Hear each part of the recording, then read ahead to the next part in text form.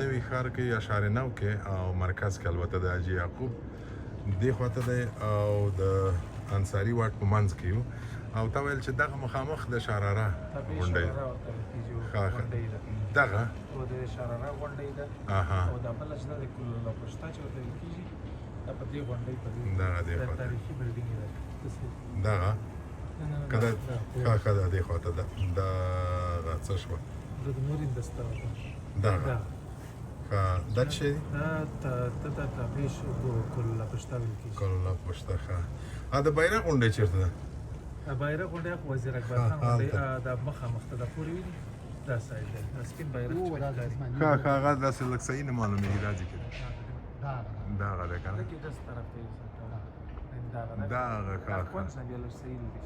صحیح دا د وزیر اکبر خان غونډۍ صحیح شو نو دې خو ته خو نو هماغه کیسه د باغ بالا منطق مخامخ باغ بالا نه کانټیننټل ښکاري دغه دی ته ودرېږه دغه دی دا کانټیننټل دی هاخوا ته بیا هغه دی که نه خوشحال مینه ده هاخوا ته که نه کوټي سنګي و او دغه لوړ تعمیر څه شی دی دا چې دا جوړ کړی دی دا نوی دا چرای باراکي چې ویل کېږي دا چرای باراکي ده باراکي ساحه ویل کېږي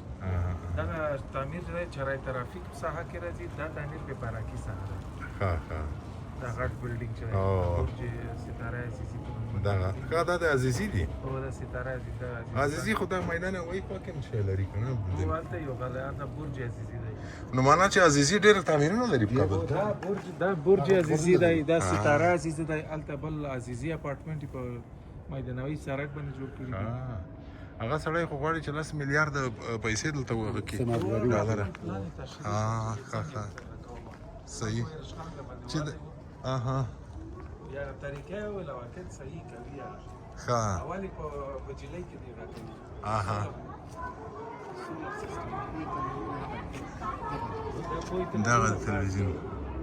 دا د تلویزیون ماڼۍ ده او د تلویزیون غار ورته وایي هاخوا ته خو یې وینئ چې افغانستان یې په لیکلی دی شهید صاحب شارناو کې دغه دی چې کابل سټي سنټر او سټي واک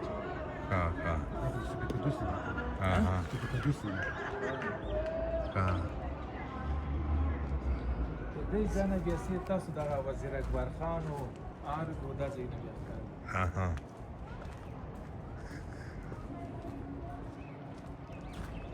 برج نه بیا ډېر خوندور وي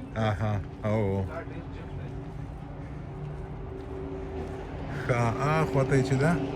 د نادر خان د غونډۍ معلومیږي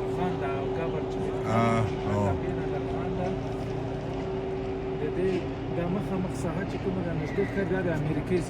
یو اس ام بي سي دا غټ بلډینګ چې مخامخ ښکاري درته دا بلډینګ چې دی دا یو اس ام بي سي ده دا یو اس ام بي سي ده او دلته تاسو دا د برټش دا کونسل دلته وزیر اکبر خان د ارګ ساحه گرین زون صحیح